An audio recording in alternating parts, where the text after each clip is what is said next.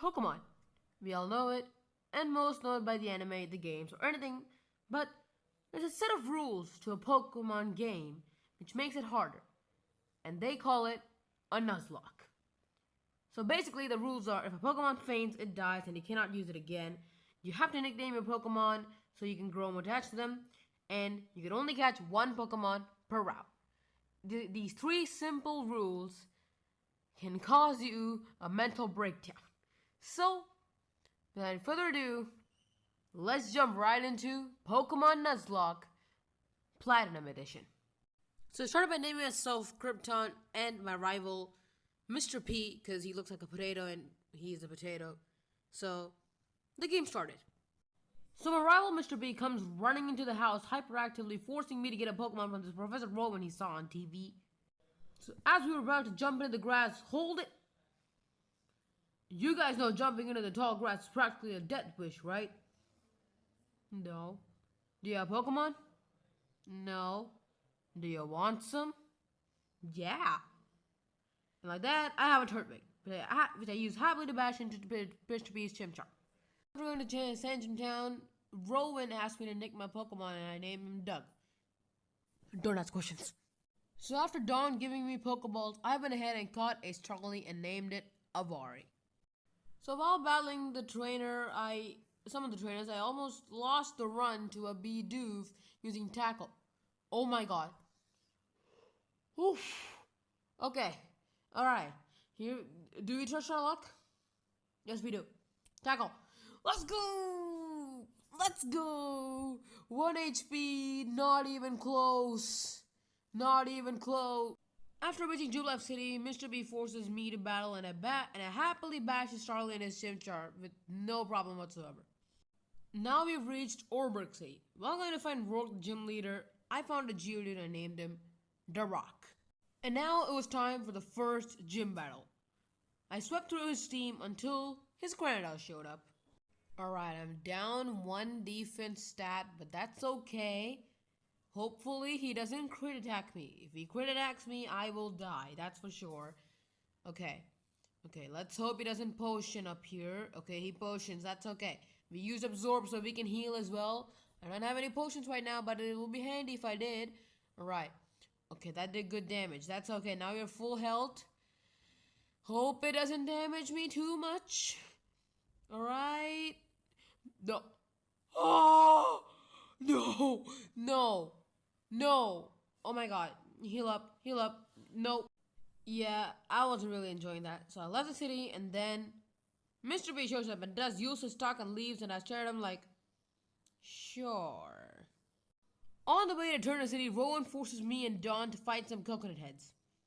Literally, they are coconut heads. So after finishing the battle, I'll leave the place to get my 4th encounter, and it was a Shinx. I mean, what could go wrong? Like, it's a Shinx, like nothing much can happen. And I mean, it's not really that good at the early game. I mean, it is. Which Awari O-code. And we're moving on. So while fighting the trainers, Avari evolved, so that's neat. And I had to catch another Starly and name it Avari 2.0, so forget that. And like that, I'm in Floroma Town. So there was this little girl crying that a team kidnapped their dad, so I busted into their place and beat up everyone until Commander Mars and her ace showed up. Her ace is a Perugly, which is super strong and tanks a lot of hits and hits like a semi-truck, which I wasn't looking forward to that. Her Zubat poisoned my Avari, so I really couldn't do much, and Avari turned out to be weak at the point her ace came out into the battle.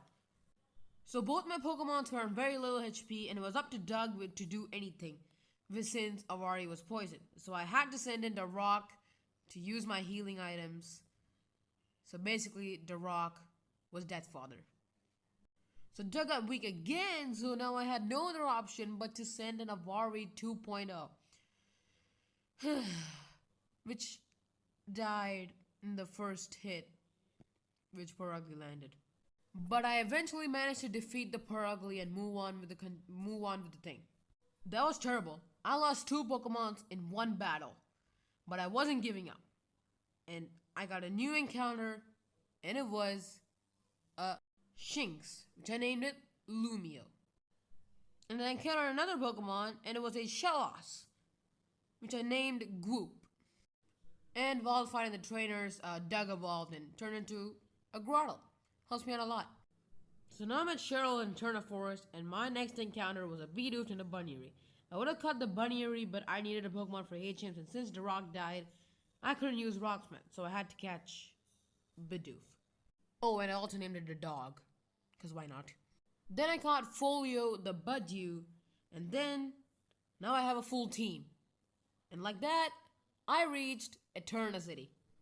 So now it was time for the gym battle. So I opened with Staravia due to her being a grass-type gym leader, and she's entitled Turtwig.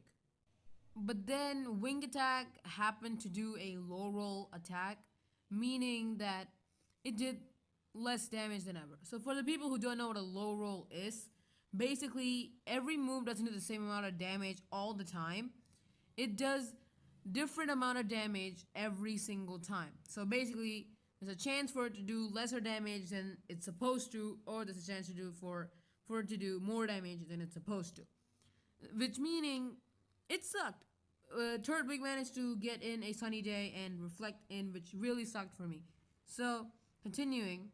Next up was Cherrim, which used the Sunny Day to open its things and use Magical Leaf to attack, which didn't really do much damage. Once the Sunny Day faded away, I was able to kill Cherrim with no problem whatsoever. And next up was the big bad Roserade, which I wasn't ready to fight. So I had to switch to Folio in order to heal up Avari so I could do anything, because Avari is the only Pokemon which can actually do something to Roserade. But unfortunately, Folio died to Roserade, and I didn't really like that. But in the end, we managed to win the gym. Yeah, with Folio sacrifice. I keep forgetting names. So after that, I bust into Galactic headquarters and run into the main building, finding Commander Jupiter and her fat ace Skuntank, which caused me so much pain that I can't. It is a waste of time to show in the video. It caused me so much pain. It was like a 40-minute battle which I had to go through. I hated every second of it, but I'll just show you how I ended up beating it. So let's get on to it. So I spammed Curse using Doug until its Night Slash did 6 damage to my Doug. So basically, I just wasted 6 turns cursing Skuntank. I lost all my speed, and my defense and attack were at the max stat boost possible. So I didn't have any special attacking boosting moves, plus Skuntank is a poison type, which grass is weak to. So I had no option but to use Tackle. So I had a super motion, a few of my super potions, and I used it on Doug, and I finally was able to kill this stupid, fat-looking Skuntank with my tackles. Oh my gosh, this was so much pain. Just please like the video for this, please. Oh, and did I mention, it killed, who's that guy again? Lumio in the process. Great. Thank you very much for wasting my time. So I went on, grabbed a cycle, and left to Wayward Cave. So, if you guys didn't know, you have a chance of catching a Gibble in Wayward Cave, which evolves into Garchomp, which easily is one of, if not the strongest Pokemon, which is not a legendary Pokemon. And adding it to the team will have so much power into the team, and I can just breeze through anything I want. Well, on the way there, something happened. Alright, into the cave I go. Oh wait, it's the wrong side, never mind, okay. Go this side, go down. Oh, come on, man. What? What? That's my first encounter? Dude, Glygars are so rare. Oh my god. Alright, okay, this is a fun way to start the game. I mean, no Gibble, that's okay. Gligar, that's a god type. I love Gligar, alright. Okay, just have to find a razor thing, and I'm gonna have a glide score for the end. Alright, let's go. Oh, and also I named it Chomps, because why not? So I went into the cave, and no way, in the shot in the dark, I got a Gibble, but sadly, Bachelor had to die in order for me to catch this stupid Gibble, which took me over 29 balls to get this damn thing. It took me so long to catch it. This used all of my Pokeballs. Like I was so annoyed after like this. So I named it Cry It and moved on. Mandalorian fans will know why I named it that. So then I started my journey to Hardhome City. After some training, I was ready to take on the gym. So Fantina opens with a Duskull, which is easy to beat, but the Mismagius was a problem. It started with Confused Ray, but I managed to hit through it, but it used a berry, so things were starting to get a bit difficult. Shadow Ball did some good damage to Doug, but it looked like I can take another hit, but during that time, you remember the confusion? It dealt its thing, and I was very low. I was 100% sure I'm going to be killed by one more Shadow Ball, and I knew Miss Magic was going to use another one. So, there's a few close calls. I managed to heal stall my way to the win, but the only sad thing is, the dog had to sacrifice himself for me to get the gym badge. But to be honest, this was probably the most easiest gym yet. So, that was pretty good.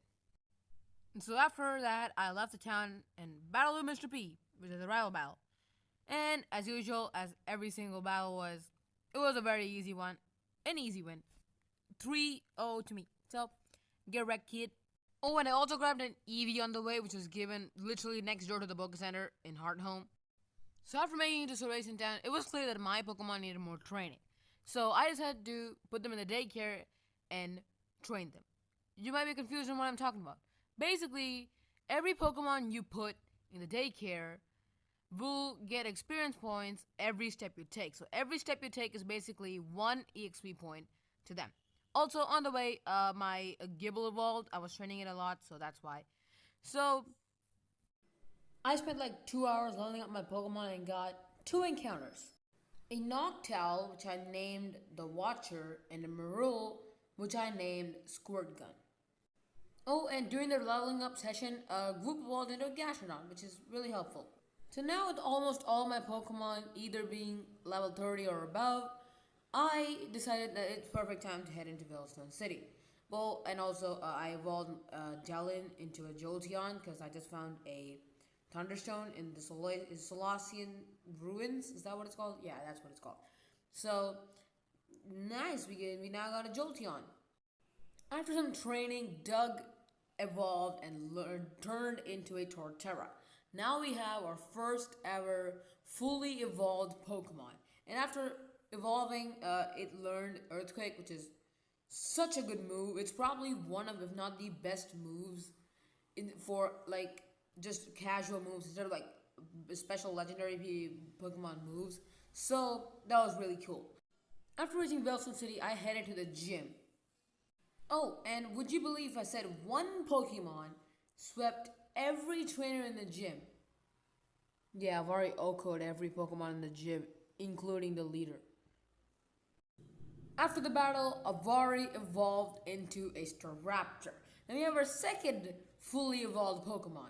The game is going smoothly, for now. So after completely annihilating the 4th gym, I decided to leave the town. But all of a sudden, Don's Pokedex gets stolen by the Galactic Run. So me and Don had to fight them off. And yeah, that was just boring. But after that, we went into the warehouse and got the HM Fly. So on the way to Pastoria City, I got a Razor Fang and a Geodude encounter. And it's a Geodude. Listen, game, I don't need more ground type Pokemons, okay? My team has 4 Pokemon which is ground type. Okay, I don't need it. Okay? This rat had a chance of giving me a Hondar, whatever you want to call it. And it would have been so useful for the next 2 gyms. But it decided to give me a Geodude, which I have like 4 of. And I don't mean the Pokemon, I mean the type. Because there's pretty much no use of another ground type. Oh, and speaking of types, you might have a few questions in your mind on why I have so many ground types in my team and 2 flying types. Well, for the first question on why I have so many ground types is because, well, I can't really do anything about it. Because their secondary typings are really helpful, like for Doug, it is grass type. Then for Gloop, it's water. For Cryet, it's dragon. Both Staraptor and Gligar are flying type, and Gligar is ground type. And your second question will be, why do you need 2 flying types? Both Staraptor and Gligar. You might argue Staraptor is weak to electric type, but you have other ground types. Well, this is my answer to your question. The thing is, when Gligar evolves, which is why I took Razor Fang, which helps evolve Gligar. When Gligar evolves into a Gliscor, it can learn moves like Fire Fang, Thunder Fang, Ice Fang, and Poison Jab. All these moves I just mentioned are absolutely strong moves. They will really help out the team, and each move is very helpful, especially Ice Fang and Fire Fang in the upcoming next 2 gyms, which I can really use. So hopefully that answers your question on why I have 2 flying types and so many ground types. So after reaching Pastoria City, I got an encounter, which was another Shellos, so I caught it and named it Squawk. So now I went to buy some resources for the gym battle and headed to the gym. Oh. Mr. P stops me for a rival battle, and guess what? I OHKO'd every Pokemon in his team as well. So, yeah, that was very easy. Oh, and you remember when I said why I evolved my Eevee into a Jolteon? Well, because this gym is a water type gym, and some Pokemon here know ice type moves, which Doug is weak to, so that's why I made my Eevee a Jolteon. And yes, he didn't disappoint because he also won the entire gym solo and no one helped him. So after some useless stuff, I went to Celestic Town and fought Cyrus, who was the guy with the blue hair where we met in Mount Coronet and the very first place, which I haven't really mentioned in the entire series. So I fought him, and to my surprise, oh my god, I won. Yeah, that was a piece of cake. So after getting the HM for Surf, I left to Canalave City. Alright, let me go fight the gym. Let's go. Oh, this guy exists. So after obliterating Mr. P, I went to the gym and obliterated it. So after that, I heard the news of Team Galactic setting off a bomb, so I immediately went to Lake Valor to investigate the area. And on the way, I decided to get the TM Thunderbolt because it's a good move. And yes, the move Thunder is stronger and is easier to get. But if the move is not 100% accurate, it means it's 0% accurate. So that's why I chose Thunderbolt over Thunder. So then I went to fight Galactic Commander Saturn and defeated him. Then I went to Lake Variety to help Dawn beat Mars. But this time, the Perugly was no match to my Staraptor with close combat, which absolutely mowed through the entire team. On the way to Lake Acuity to check on Mr. P, Group got hit by a magical leaf, which is 4 times effective, which if you guys didn't know, effective against Group. So yeah, Group died in the process. Unfortunately, that was the very first hurting casualty death, and I wasn't taking that very nicely. Oh, and before that death, I did manage to catch a Sneasel, which is also pretty important for the next gym. So yeah. And I named it Swiper. Oh, and also back when I was traveling to Canalave City, I caught a tentacle and named it Squidward. This catch is very important since I couldn't catch a Haunter on Route 214, which was the only Pokemon I needed to beat the next gym. And the next gym is a scary one, that is for sure. So I began training my Tentacruel and Sneasel in the daycare. So during the training process, I changed the strategy and I immediately knew that it was the better choice. So I decided to train Cryet instead of Squidward because it was the better option, since Cryet can learn Flamethrower as a TM move. So I scoured the map and found the TM Flamethrower, and I had to do some strategizing, researching, blah blah blah blah. And you will not believe the luck I got in this gym. So, without any further ado, let me just present you this. I opened up with Avari since he's the fastest member on the team, so he can land its hits first. And the first Pokemon Candace sent was Sneasel, which is faster than me, meaning it landed the first hit. But it wasn't strong enough to kill Avari, so I one-hit KO'd it with close combat. Since close combat is strong against ice and dark type, it was a 4 times effective move, so I killed it in one hit. So next up, she sent Abomasnow. Pause. Now I have to do some explaining. The reason why this gym is the hardest gym is because of these two Pokemon, Abomasnow and Frostlass. Abomasnow sets up hail using the Snow Warming ability, and Frostlass' ability, Snow Cloak, increases evasiveness, and it spam double teams, and then it increasing its evasiveness even more, which sucks, by the way. Like, bruh, the amount of research I needed to just find out a way to kill this Frostlass is insane, okay?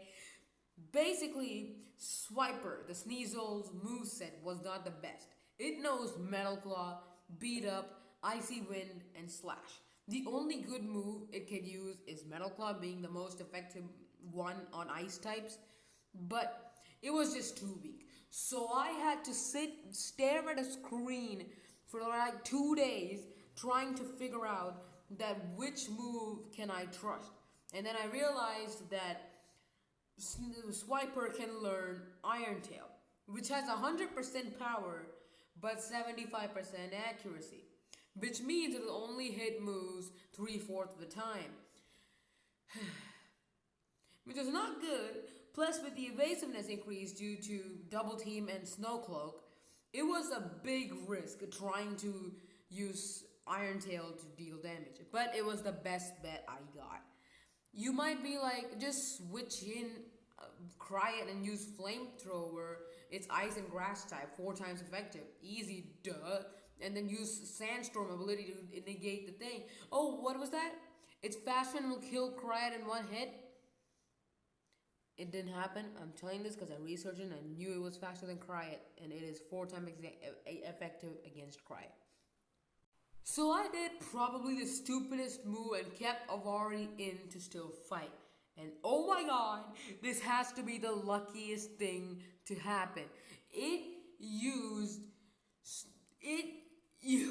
Focus Blast instead of using Avalanche, which would have hit and killed Avari, but Focus Punch missed, or Focus Blast, whatever it is. Focus Blast missed, so I used another close combat, putting him in chains so that he can't heal again, then killing the stupid Abomasnow without taking any hits or any losses. This has to be the luckiest moment ever. Next up, it was Piloswine, which I was able to kill it with just one hit. Also had to do one of the biggest things because I knew Avari couldn't one-hit KO the Piloswine, so I had to give him the Fist Plate, a Fist Plate meaning which increases the damage of fighting type moves. Like, that has to be the last second thought I've ever done. Now I'm at the last Pokemon, which is Frostlass. So I switched to Swiper, which is the only Pokemon that can take more than two hits against this beast. So it started boosting its evasiveness, but out of the blue, I knew I had no chance to win this if Iron Tail just never hits. But out of the blue, Swiper lands an Iron Tail, which put Frostlass under half health. Then it healed using its berry. Then again, Swiper hit another Iron Tail, sealing me the win and the gym badge. Boy, was this gym a pain to plan out. Like, bruh. Who would have thought to use a Fist Plate on Staraptor so that I could one-hit KO the Piloswine? This gym really knocked the wind out of me. I seriously couldn't think. I knew my gym or my team was just weak, so I decided to do the last daycare training before the Elite Four. The final gym is after this, but there's a few more stuff, so I decided to do the final bit of training before the last gym. But stuff like this is what I love about games like this, like utilizing your items and using your knowledge. I love stuff like that. So Basically, after finishing the training session I talked about, I decided let's continue on. So I went to Lake Acuity to help Barry since only if I beat this gym I will be able to use rock climb outside a battle. Once I went up there, Barry was knocked down to the ground, crying with snot dripping down his nose, and then Jupiter was like, "Oh, it's you." Anyways, I'm going back to Veilstone HQ. So I went to Veilstone to try and stop whatever evil organization thing they were doing. So I beat up all the grunts, but when fighting the leader of Team Galactic, Cyrus, Swiper died. I was devastated because Swiper was probably or has a chance of being one of the main Pokemons of my team, but I was not able to keep it until the end. So, but I was still able to defeat the other Pokemon with my other Pokemons. Yeah, other Pokemon with other Pokemons. Yes, it doesn't make much sense, but it is what happened. So after that, I freed the Lake Guardians of the Sinnoh, whatever you want to call them, Uxie, Azelf, and Mesprit. After hearing that Cyrus's next plan was on top of Mount Coronet, I gave a goodbye to Swiper and took Squidward on the team. Not because I want to, I needed it for Surf, and since Whoop died, I didn't have no one to use Surf. On the way, I got an egg earlier from the husband of the daycare lady, and I got another Turtwig. I named him Runk, and I left. On the second part of Mount Coronet, I was able to catch another Pokemon, so I caught a Golbat and named him Bachelor. I took a small detour from the cave to evolve Chomps into a Gliscor and catch a Snover and name it Frosty. Now I reached Spear Pillar, fighting Mars and Jupiter with Barry and successfully beating them. After beating them, Cyrus summons the God of Time, Dialga, and the God of Space, Palkia. And then a shadowy figure shows up and sucks Cyrus into a black hole, and then the pillars around the tower started to get distorted. So it was up to me and Cynthia to jump into the black hole, and I spent like 1 hour trying to figure out what to do, because the Lake Guardians were telling me to push boulders into rocks, and then into holes, and then finally, I reached Cyrus, who I had to fight. The first Pokemon was Houndoom, which I managed to kill, but the second one was Weavile, which rather I would call a close call. Oh no! No. And then he pulled out a Gyarados. The only Pokemon which can kill it with ease is Delon, so I sent him. I know the Gyarados and the Earthquake, which will kill him, but he outsped it and killed it. After beating Cyrus, I was face to face with the Angel of Darkness herself, Giratina. Oh boy, this is gonna be a hard battle. Oh no, I opened with Squidward. Oh wait, I have a Master Ball.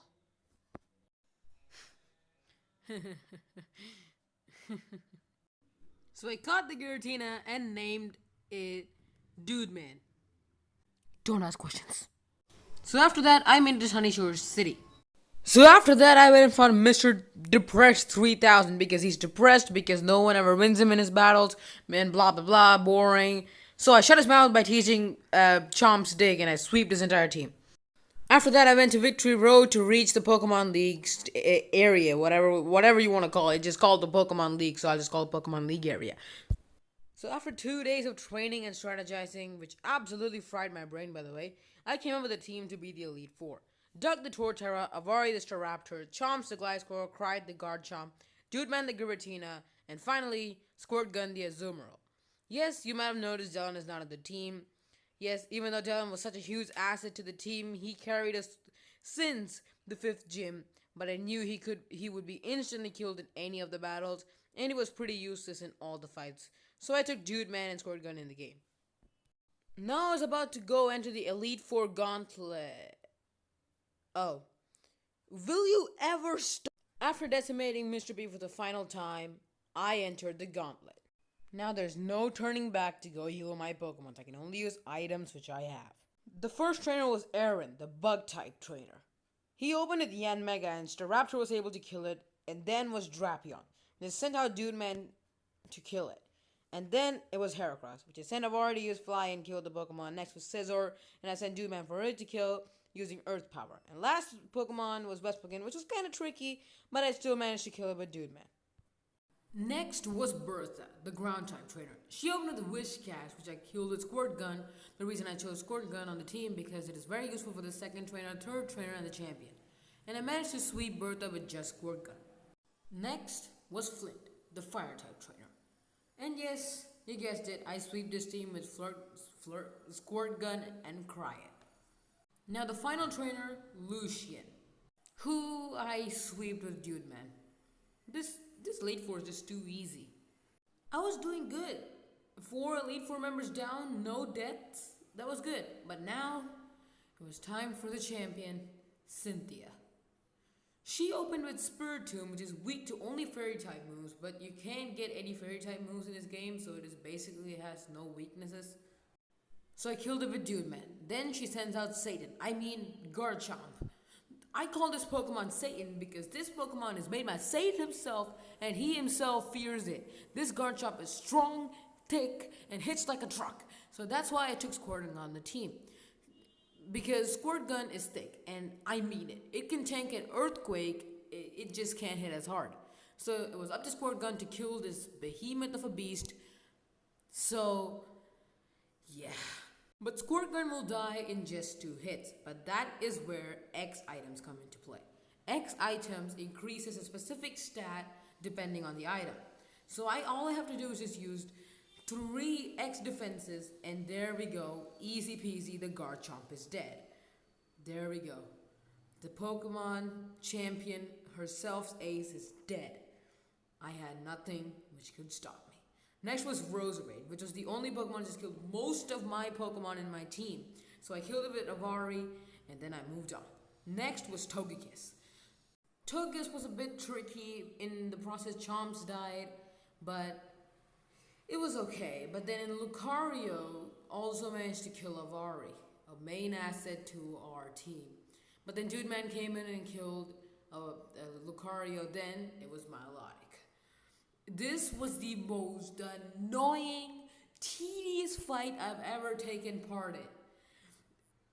Dude Man was frozen for around 30 turns when Milotic was 1 hit away from dying.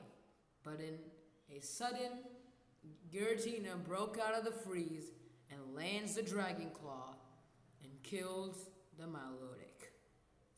I had done it. My Pokemon and I beat the Nuzlocke. I became the champion.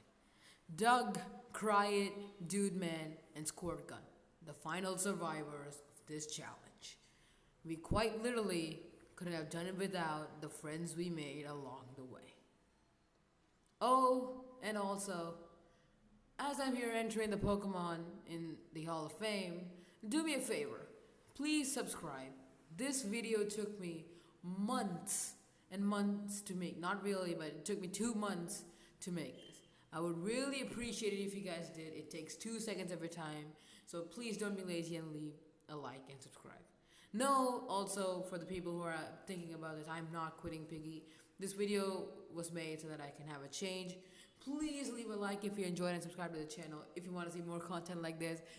You subscribing really encourages me to make more and more content. So thank you all so much for watching, and I'll see you all in the next video. And yes, don't be mad at me for not uploading for 4 weeks straight, but thank you all so much for watching, and I'll see you all in the next video. Peace.